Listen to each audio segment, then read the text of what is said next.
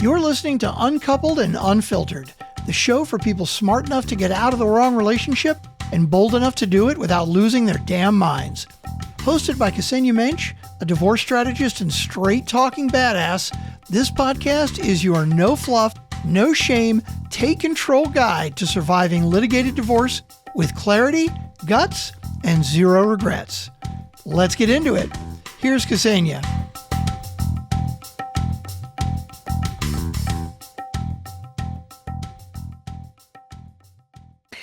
You're listening to Uncoupled and Unfiltered. And today in our episode, we're going full-on James Bond. We're going to dive into the mysterious world of forensic CPA. Is it as exciting and intriguing as it sounds? Our guest, Rashida Shah with CBIZ Forensic Consulting Group LLC, will share the differences between traditional and forensic CPAs, their investigative process, and why you may want to engage one, especially during contested divorces. So without further ado, welcome to the show, Rashida, and thank you so much for being here. Thank you, Ksenia, for having me, and I'm really excited for our chat today. So yes, me too. This is one of those mysterious areas that I think it sounds extremely intriguing. Anything with forensic and investigation. So let's talk about what is forensic CPA and what is their role? It is, in my opinion, one of the most interesting types of accounting work that there is. And I say this as somebody who did start in a traditional accounting background in tax and audit before I found my way to forensic accounting. The role of a forensic CPA is we're a little bit different from other accountants in that we specialize in investigating things like financial discrepancies, fraud, disputes, litigation matters for family law, which is what we're going to talk about today. Mm-hmm. And what I specifically do is I do a financial postmortem of a party's marriage, because that's what happens when somebody gets divorced. We want to basically flip everything over, make sure due diligence has been done, and that everybody has transparency and effectively financial closure. That's sort of my role in this divorce.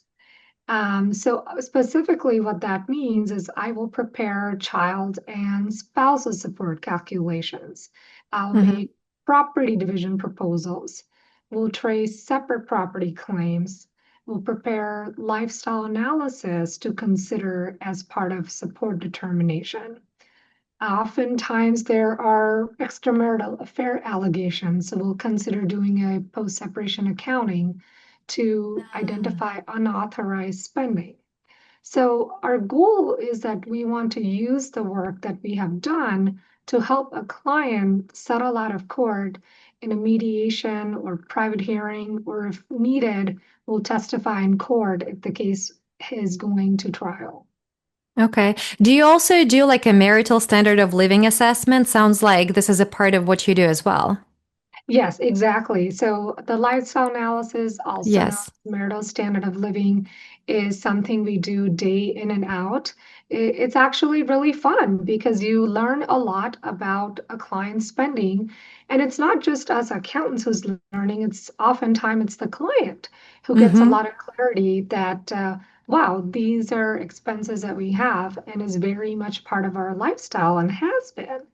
Mm-hmm. Um, and the reason I say that it brings clarity is because um, if one spouse has mainly been responsible for all the bills or setting up those arrangements, the other spouse may not have that purview of what it is that they actually pay for on a monthly Mm-hmm. basis.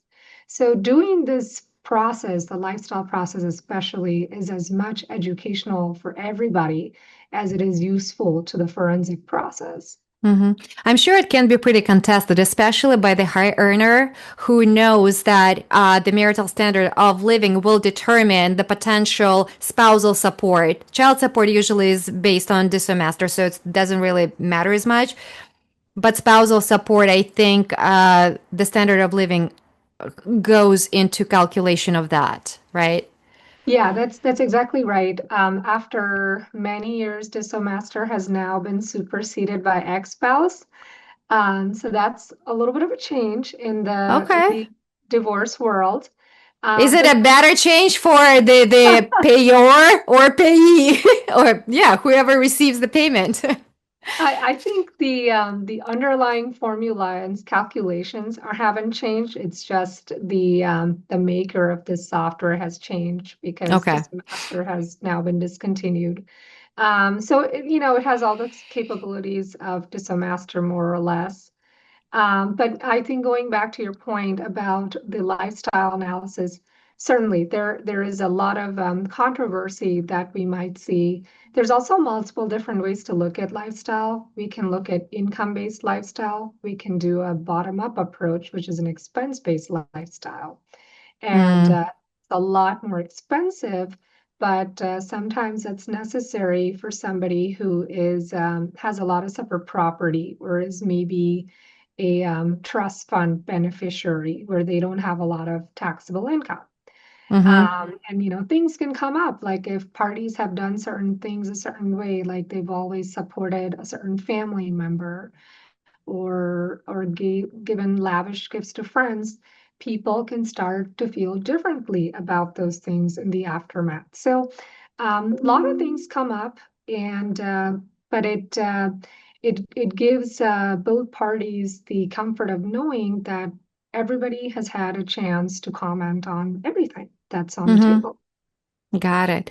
What are the signs that financial investigative may be needed during divorce? Like, when do you consider, okay, something's off, I need to look into hiring forensic CPA? That's a great question. There's maybe like a litany of red flags that can cause this to happen, and I'll go over some of the biggest ones that I see. A lot of the times it's a financial gap that one spouse controls all the finances and the other has limited access to information. So maybe they want this exercise done for peace of mind. Maybe they want education about where things have been to live their lives appropriately or plan accordingly for their next steps.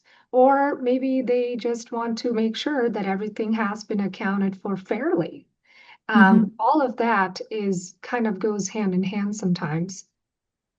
Other instances is when income seems inconsistent with lifestyle. If if somebody compares maybe earning statements or distributions they've been receiving, it doesn't align with the maybe lavish expenses they've had, that mm-hmm, could be a red flag that there is something amiss here. Most of the times it's complexity of the estate. If somebody has businesses, investments, rental properties, that in and of itself lends itself to more scrutiny and complex accounting issues that come up when we're dealing with that. And ultimately, I think the big overarching umbrella is the trust gap, right? If you suspect that there is undisclosed accounts, mm-hmm, cryptocurrency or payments to family members, that can sort of be the biggest red flag. mm-hmm. Well, here's another, since I mean, you're a CPA, you understand on investment is everything. So I understand if there is a discrepancy, but sometimes discrepancy can be so small and the amount of money that people end up paying for forensic investigation is way more. So is it, do you have any advice like, okay, this is when you definitely should go in, or no, you kind of may close your eyes and move on, like not worth spending the money?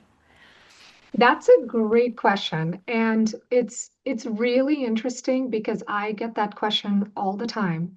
And I want to say that most of the times we have to do some preliminary work to be able to give an answer one way Okay. or the other.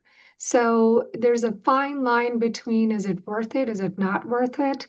And I think for the more middle ground to me is let's look at some preliminary things, see if we Mm-hmm. can iron out what's at risk, what is there to be gained. And that can often help make the client decide if they want to pursue this, because hiring a forensic accountant is very much an investment. And sometimes the client already has an idea of the dollars at play, and it's a no-brainer that they need to hire a Mm-hmm. forensic CPA, but most of the times we have to do some work to quantify this risk. Mm-hmm. And I usually say a good rule of thumb, the more complex or opaque the finances, the more value an expert adds. Mm-hmm. And then there is the element of peace of mind and how do you quantify that, which is important to a lot of people. And then the question becomes, what are you willing to pay for your peace of mind? Mm-hmm.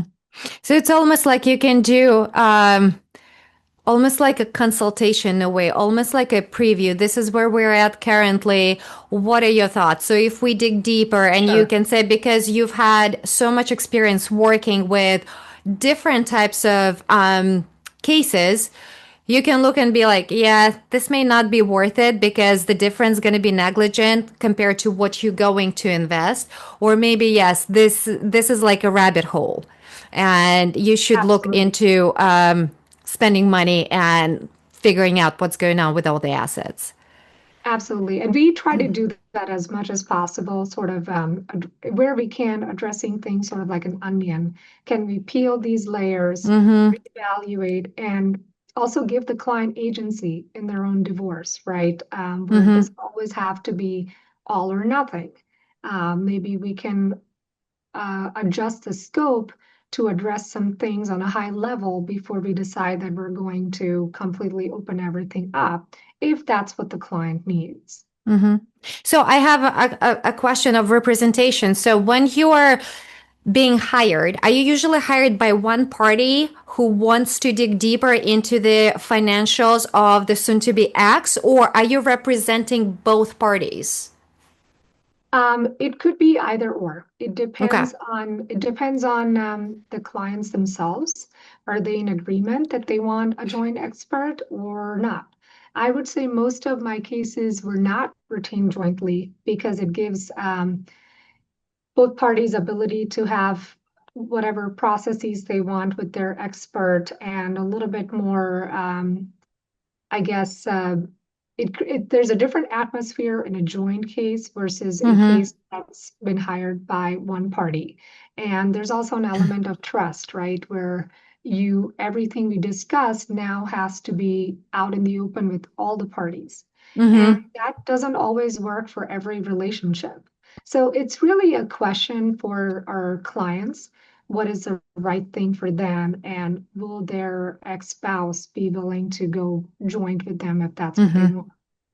I would think that usually it would be you would be retained by one party. I can't imagine that the person who is trying to avoid financial responsibility, there is a reason why they're hiding assets, and now they're like, yeah, sure, let's work with a forensic accountant. Let the forensic accountant find everything that I'm hiding, right? That's a great question. And that's another thing, right? Is the nature of the issue will also determine that. I've done joint cases that have gone on perfectly smooth. But most of the times we've dealt with things like, well, let's just do an accounting of this bank account, figure out who is who, and that's all we need. If we're Mm-hmm. dealing with something where somebody thinks hundreds of thousands of assets have gone missing, that's probably not an ideal candidate for a joint case. But Mm-hmm. not everybody can afford to hire their own forensic accountant. True.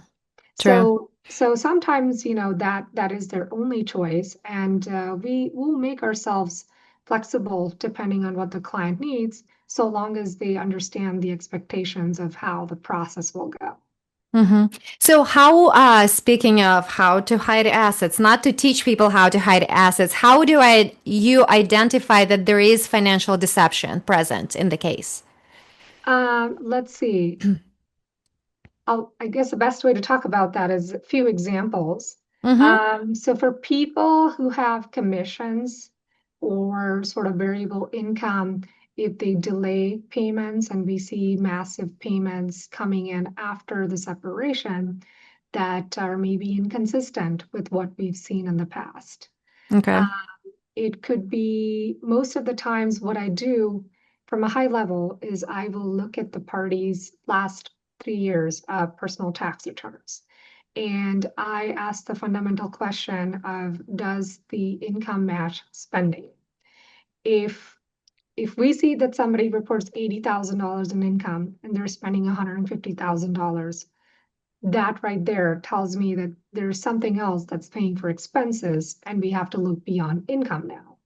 Mm-hmm. So the other things we might see is things like somebody running personal expenses through a business, or loaning money to friends or family, or underreporting cash income or not disclosing bank accounts. It could also be buying assets in someone else's name, which is a case that I dealt with recently. So there's many different layers to sort of hiding assets, that I think the way we start fundamentally is we'll look at the tax returns, we'll try to get an understanding of what is the story of their income, because the numbers always tell a story. Mm-hmm. That we go from there.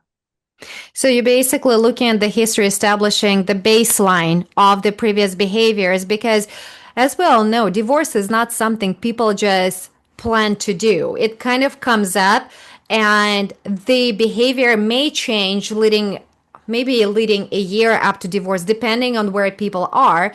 But generally speaking, I would imagine 3 to 5 years of history will give you a really solid baseline to figure out what changed and what needs to be looked at, right? Exactly. So that's usually the starting point. And then sometimes the client is privy to something where they'll tell us that, I recently learned that he did this. He bought a boat, and they'll have some information that will sort of help us put some pieces together.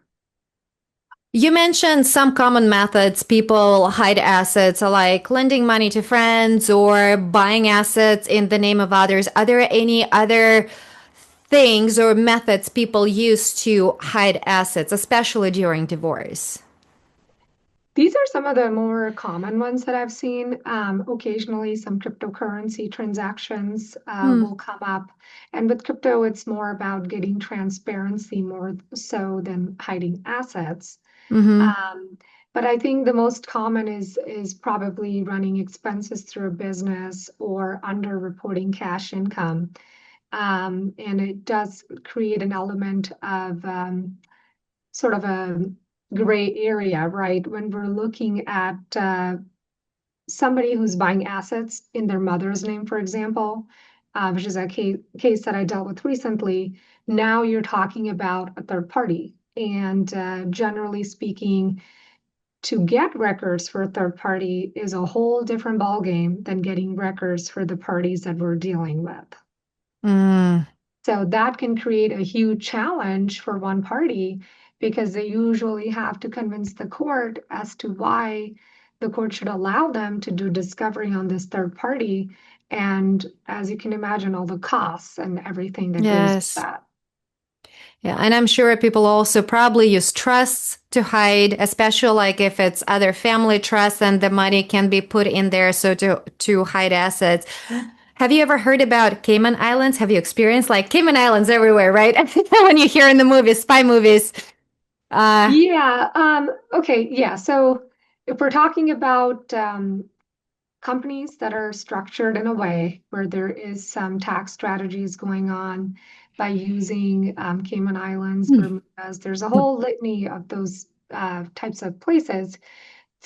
Those things typically pertain more to the structure of that entity, whether or not mm-hmm. it's regarded, and not necessarily having that much impact on the work that we do, because we're not looking necessarily at how they're structured as much as the economics of the business. Is Okay, got it. what does Mm-hmm. the income look like? What do the assets look like? And then you brought up trusts. Trusts are such an interesting issue. I could probably spend an hour just talking about trust. But you made a great point. Trust can also create a lot of transparency issues, especially if the trust belongs to somebody other than the parties. Getting records for the trust, um, Mm-hmm. understanding if they've been getting uh, payouts or distributions from the trust. Does it make sense compared to the income and the capital that's in the trust? Mm-hmm. Is it sustainable? So that becomes more of a issues we'll look at from an income available for support perspective. But you're right, it does create an issue in terms of are we even going to be able to get all the records we want to do the kind of high quality work that we would want to do? Mm-hmm. Got it. Do you have like a type of standard process that you utilize during an investigation? Like step one, this is what we look for. Step two, this is how we go deeper. So, like you said, peeling onions, but what is the process exactly if you have one? Sure. Yeah, so there is a process, and the process is we want to start with the parties' preliminary declaration of disclosures and their tax returns. That gives us the baseline. Here are all the assets they have. Here's the representation of income that the client's making. And a lot of the times we help file those. Mm-hmm. So we start with that. And that establishes a baseline of what is in the estate, both from a property division perspective and income perspective. Thereafter, depending on the collaboration with the attorneys and the direction we've been given for the assignments, we'll usually prepare a document request for both parties of here's everything we need. So that will sort of send the horses to the races, the attorneys, the clients, everybody will usually work pretty diligently to get us those records. And then we have to look at the records that we get to determine, do we have everything we need? 7 out of 10 times, we don't get everything we want. Because most people don't live their lives planning for divorce, right? So getting all the records they want historically can be a struggle, and we often have to make assumptions, and we do our best to use our judgment to make those assumptions. So that's the process as we go through these source records. We decide where assumptions need to be made. We discuss those assumptions with the attorney and the client. Mm-hmm. And the underlying fact that I want to emphasize is forensic accountants work at the direction of counsel. So we're basically working sort of as scribes to attorneys who are giving us direction on what assignments need to be done. Mm-hmm. So that's sort of the process. And if I'm doing one assignment and it's clear that some other issue has come up that's now put another issue on our radar, I'll usually pause and speak with the client and the attorney that, hey, just so you know, we've seen this and we should talk about how we're going to address it. Mm-hmm. So that's sort of the process. We also will meet and confer with the opposing expert Yep. and see if we can give each other what we need, reconcile our differences, sort of minimize the lack of information and make it so that we're really in an ideal world, we can sort of minimize our differences to positions and strategy and things that have to do more with attorneys than accounting issues. Like, can we all agree that three can move on to other things? That's sort of the gist of how our work is done. Okay. Do you have a case, like a really memorable case that sticks out in your mind and like for whatever reason, whether it was what you uncovered was very crazy or whether it was just so enjoyable and you made everyone happy? Like, I don't know. Yeah, so there's so many that's it's hard to pick one, but I did think of one for a chat today. So I had a case where the client owned a small construction company. And on paper, his income looked modest, around $90,000. But then I was looking at the couple's lifestyle. They have private school tuition, luxury vehicles. Things didn't add up. Mm-hmm. And I reviewed the business bank accounts and discovered that significant personal expenses were being run through the business. Grand vacations, home renovations, personal credit cards, Rolex watches. And the income, and after we made all these adjustments, the income was almost triple what we had started with. So, it was kind of we could say it was a fun exercise, but the result was we had a fair support agreement. There's a clear understanding for both parties. And the lesson we learned is that financial transparency benefits everyone. It prevents Mm-hmm. years of mistrust and litigation. and the parties can move forward knowing that this is the baseline and this is the work that we've done.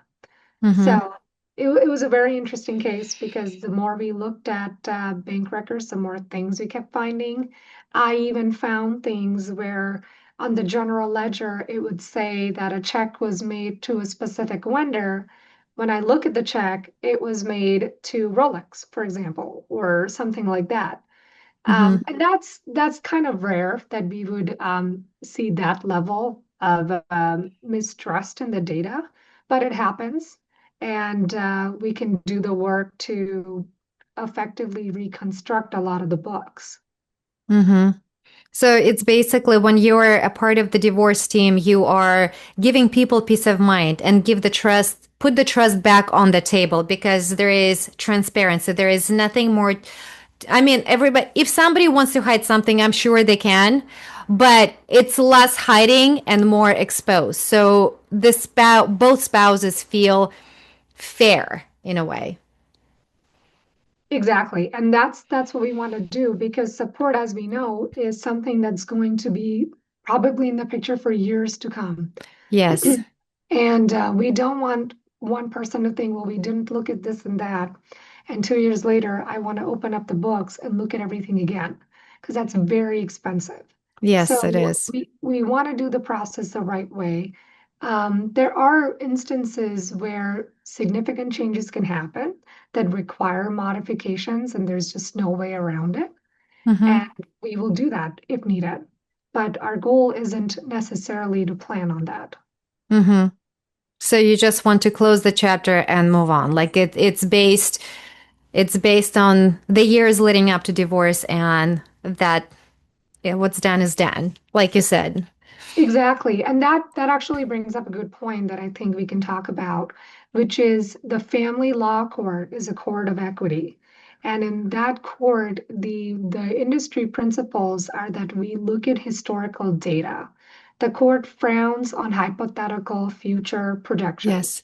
So we always work based on historical data that we have, which means that Mm-hmm. we cannot be, we don't have the crystal ball. We cannot speculate about the future. So if there's changes like that, that inevitably sort of becomes subject to modification for the future. Mm-hmm. But also, like you said, the court is family law court is court of equity, so they don't want either partner to go broke. They're trying to be as equal as possible when it comes to financial asset separation based on length of marriage. But also, like you said, you can't, once you're divorced, you can't 5 years later come back. Well, you can be making more, so I want more money out of it. No, we've been divorced for X amount of years. What I'm doing in the future is now belongs to me and my family, whatever I do with that. Everything else is past. I mean, that seems fair to me. And I think Right. that's how the courts look at it too. Generally speaking, yes. But I think a lot of the times what happens is one spouse runs out of money for whatever reason. And coming back to what we discussed earlier, we had a marital standard of living done, right? So, Mm-hmm. give an example. Say somebody has a marital standard of living of $25,000 a month. Mm-hmm. And to meet that lifestyle, let's say that they need $20,000 of support. But in the current time, husband is only capable of paying $10,000 of support because that's all his income supports. Well, lo and behold, down the road, if his business expands and he's making a lot more money, technically he could be capable of meeting that marital standard of Oh, I living get it. and allowing the other spouse to open that door up. But Okay. it comes back to that is very expensive for both parties. Is it Mm-hmm. worthwhile? Sometimes we don't know that till we do the work. So those Mm-hmm. are the instances where it's not done, but 9 out of 10 times I would say Yes. we always want to put a bow on it with the understanding that it is done, Mm-hmm. barring events in the future that nobody could predict. Got it. Got it. But it's still like, even if there is a modification of support, it's based on marital standard of living. the couple had before divorce. So it's not really modifying the financial situation. It's like if the high earner has become a high earner that they are capable of paying now the marital standard of living, some ex-spouses may consider it's worth pursuing through court. That's That's basically that's exactly it. And usually that happens when one spouse has run out of money. okay. Got it. But then there is a, it's, I mean, divorce is such a thing. I feel like it's the same crime that you can be persecuted over and over and over again. You can't make it stop. Well, you know what I learned is there's a lot of value in helping the client who maybe hasn't had that much transparency into the finances, to have them set up with a financial advisor. I feel like Mm-hmm. bringing a financial advisor in early and getting them set up with a budget is one of the best things that, a lot of clients do for themselves. Mm-hmm. And the more I see it, the more I advocate that. Mm-hmm. Well, now you're bringing up a great point. What are the other steps people can take before and during divorce to protect themselves, whether it's from financial deceptions or from, going financially broke outside of budgeting and learning how to manage household on your own? Right. So that's a great question. And I have a series of things that I want to talk about. Okay. Um, the most important thing, start gathering documents early. Tax returns, bank account statements, credit card statements, retirement account statements, anything you have for separate property claims, including inheritance, escrow statements for real properties. That all our work is as good as the quality of the records that we get. And to me, that is perhaps one of the most fundamentally important things. Other things includes tracking your household expenses and making copies of key records before separation if possible. Hmm. Um, and once you are getting to a point where you are suspecting hidden assets, my advice is don't confront your spouse directly, consult your attorney first. They can involve a forensic CPA to discreetly investigate, and we can confirm suspicions through data analysis so that things don't escalate unnecessarily. Mm-hmm. The other thing I would advise is if you know you are going to get a divorce, and the first thing you should do once you have an attorney is file an order for support. Because a lot of the times what ends up happening is they'll say, well, he pays for everything and hasn't really been a problem, so I didn't file an order. And Mm-hmm. then boom, a month later, they stop paying. And it takes time to get a court order. And meanwhile, they're trying to figure out and they're scrambling to get cash. And Yes. also, filing a support order right away gives you possible protection, right? That if if say husband, it could be wife, whoever is paying the support or the expenses made an estimate that, you need $5,000 a month. That's what I believe you need. I'm going to put it in your account. We don't need accountants. We don't need lawyers to look at all this. When you file the order pretty much as close to separation as you can, you give yourself opportunity to have that be trued up to what actual income was, what Mm-hmm. support should have been, and was the payment that was made reasonable in light of what they should have paid. So it Mm-hmm. gives you sort of the room to figure things out, albeit it takes time.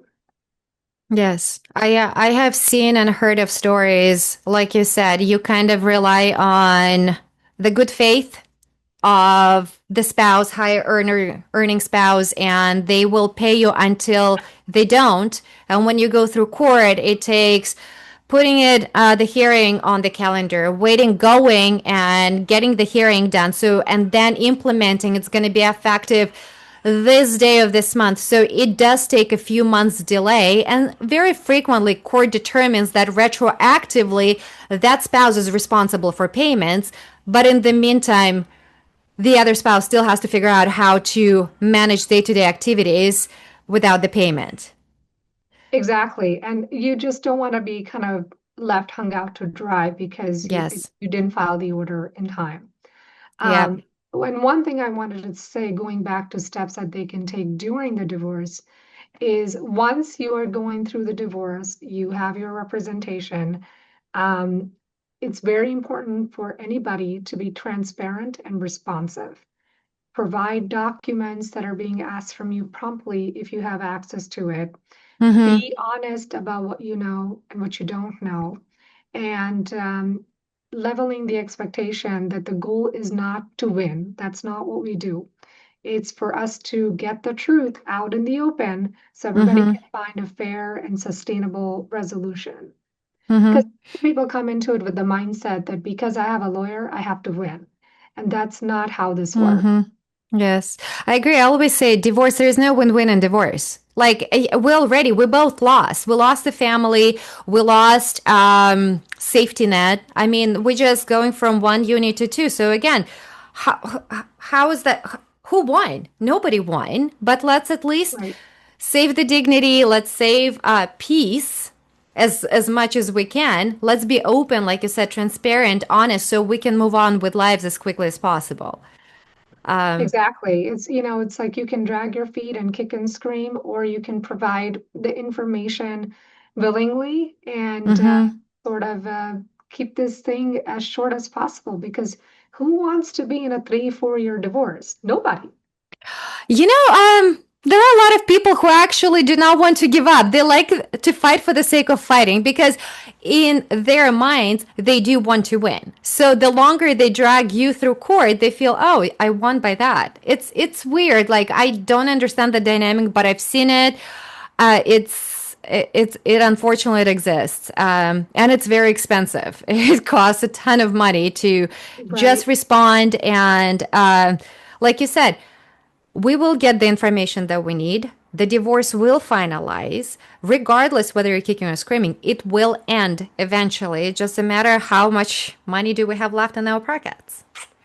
Exactly. So I think you said it best. I have a lot of cases like that go on for years, and a lot of the times it's because it's difficult to get everybody together and keep things moving. But yeah, no, there are cases where fighting to fight is an issue, and that's where it Mm-hmm. helps to kind of manage client expectations that this is not the goal of the process.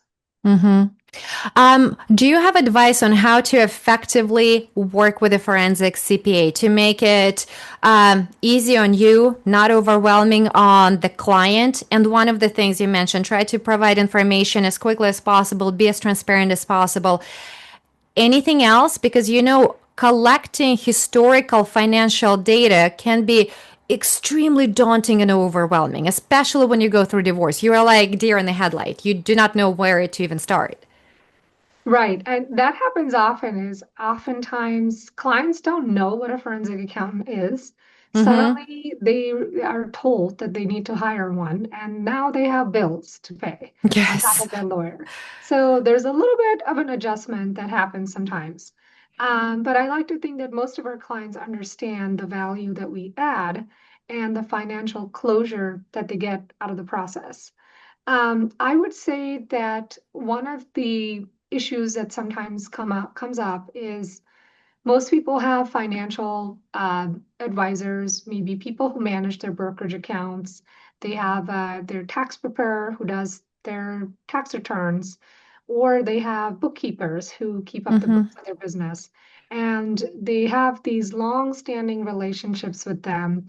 And sometimes they think that those people are qualified to do everything that a forensic accountant can do. And that can create issues sometimes because their jobs are very different from a forensic accountant. Like a tax preparer will report what they need to, but a forensic accountant is wondering why things are reported that the way they are. Mm-hmm. So it's understanding that if you do have a team already with you, that our job is not to replace anyone. It's just to make sure that we work together to build the full Mm-hmm. financial picture. Mm-hmm. So understanding the value that the forensic accountant brings, like you said, providing documents promptly, being organized, is one of the biggest requests that I make from my clients. If you send me documents, and you send me a dump of 30 documents in a PDF that have nothing to do with each other, then that's just going to slow us down because we have to go through all that weed out what we need, don't need. So the more organized you are, the easier our lives is. Mm-hmm. So also when people decide, okay, or when should they involve you? Good question. Sometimes I would say most of the times the attorney is the best person who can give that advice because they've come into the picture before we have. Mm-hmm. So the client should ideally make a list of all of their financial concerns, take it to their attorney, and ask them the question that, okay, I'm seeing all these red flags. I don't have enough money. I need support, XYZ. And that's when the attorney will usually say, yeah, Mm-hmm. we need to bring in a forensic account. So do the clients usually come directly to you, or usually attorney connects the client with you? Most of the times the attorney connects the client with us. Okay. All right. Got it. So I mean, that was so fascinating. Like it's, like I said, it's James Bond world for me because I sounds like you do so much investigative research and uncovering things. I think it's exciting to help people, and I think it's also very rewarding to give them that closure and peace of mind, especially during divorce. Absolutely. I think, people are vulnerable when they're going through a divorce. They're not feeling Yes. their best. And, this just takes one more thing off their plate, knowing that they have somebody who's doing the due diligence. So when they sign the papers down the road, they know they've done their homework. And I like to think that's what we do is we help people move on with their lives and start a new chapter. Yes. Well, Rashida, thank you so much for being here today and sharing your expertise with us. Like I said, it was such a fascinating topic, and it's so helpful to know what's available to you as a resource when you're kind of burned out, you're not yourself, and you're trying to figure out the next steps to take, knowing that there are people who can help you get clarity on your case and knowing that things will be settled fairly and equally. Absolutely. And we're always here if any questions come up, or sometimes you just want to peruse whether you need an expert. And those are conversations that we're always open to. Okay, great. Well, again, thank you so much for guesting on today's episode of Uncoupled and Unfiltered. And thank you for listening, guys. And until next time, have a good day. That's it for this episode of Uncoupled and Unfiltered. If you're loving the raw truth and practical takeaways, do the badass thing and rate and review the show wherever you listen.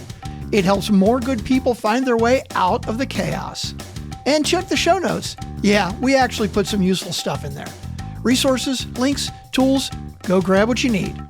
Until next time, don't settle, don't shrink, and don't look back.